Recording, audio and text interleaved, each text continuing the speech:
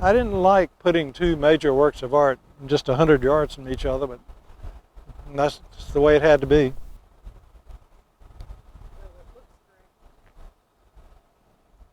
First show the fire hydrant so people know where this is.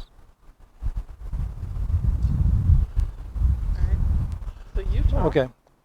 Okay, now if you're in this big parking lot where the fire hydrant is and where tunnel vision is back over here, look over this way and you'll see this mural which I painted in oh shoot. I painted it in 2000, I think. What happened is we see the bank had been in this location for 75 years. What bank was it? It's the Land bank? Federal Land Bank. Had been here since 1907 or something like that. And they wanted to do a big celebration here in the parking lot, and they said, well, we'll do the fire hydrant. Well, the fire hydrant got bogged down in litigation, lawyers and all that. And so the time for the celebration's coming up, and the fire hydrant's tied up in litigation. So I said, well, what if I just paint something real quick just for the dedication of the building, you know, the 75 anniversary.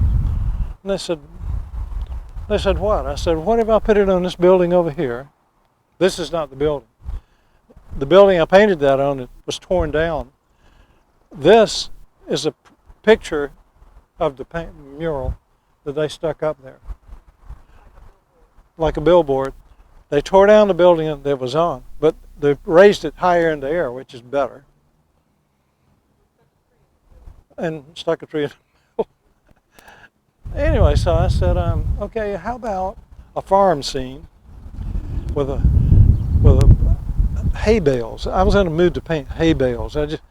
Tunnel vision's real dense and thick and heavy. I wanted to just paint light, airy space, you know, like that. And so I showed them my idea for the hay bales. They said, well, we don't just lend money to farmers who can't. We lend to chicken farmers, pig farmers, people that raise horses and cows. There should be a one. They said, yeah, and they said there should be all these animals, all these in silos. And I said, no. I want to paint something that's mostly just space, and very beautiful space. And they said, oh, okay. I said, and I was talking to the vice president. His name was, can't remember his name, but he was a very dignified man, you know. And I was standing there talking to him, and I noticed he had a little toy tractor on his desk.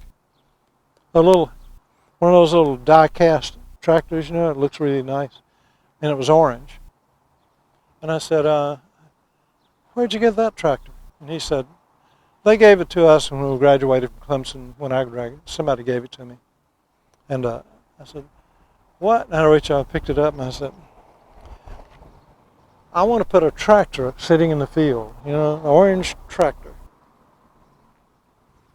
That orange tractor is what sold him on doing the project. He had not wanted to do it, but when I told him I was going to put that orange tractor in there, that orange Clemson tractor, he went for it. You have to have a little salesmanship in when I do, you know. I'm not very good at it, actually. I've met some people who are really good at it, and they get murals all over the place, and they get lots of money. I think I was paid $17,000 for doing this.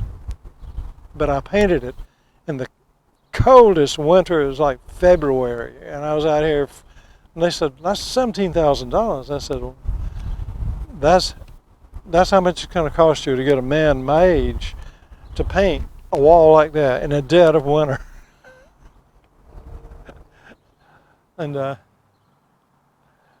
girl on the hay bale? Oh, and the girl in the hay bales. There was this girl who liked me, and she worked in this building, and she had red hair. She was pale with red hair, very pretty. And I got to know her a little bit, and I said, "Hey, I'm going to put you in my mural." And so I gave her a ride on a motorcycle out to Highway 555 where this hay field was. And I sat her up on that thing there and photographed her up there. And then I used the sketch from that photograph for that. And that tractor was painted from a little not plastic, die-cast metal model about that big. It was a tiny little thing. I would look at it like that. Nice. All right. So when did you do this? What year? It was about 2000. And so, for the unveiling, I usually do gunpowder unveiling, where I use black gunpowder. And I make a big fuse that runs from one end to the other. And they had a barbecue set up out here. They had a band playing and everything. And the WIS TV was covering it live. Joe Penner was here from WIS, and he said, "Well, what's going to happen here, Blue?" And I said, "Well, we're going to have this big kaboom, and this gunpowder charge." The wall was veiled, and the veil's going to come down in about 5 seconds. And he said, "Oh, looking forward to that." And I said, "Okay." And so the time came. We had the music playing, and I set off the gunpowder charge. And I got some bad gunpowder bought it at Hilla Hardware, and it was the wrong kind of gunpowder. It was brand new, but it was the wrong kind, and it went dribbling and dribbling, and it stank like so bad. It stank like, and it burned the top of the wall, and the tape got all down, and it was just a horrible mess, and it was complete failure.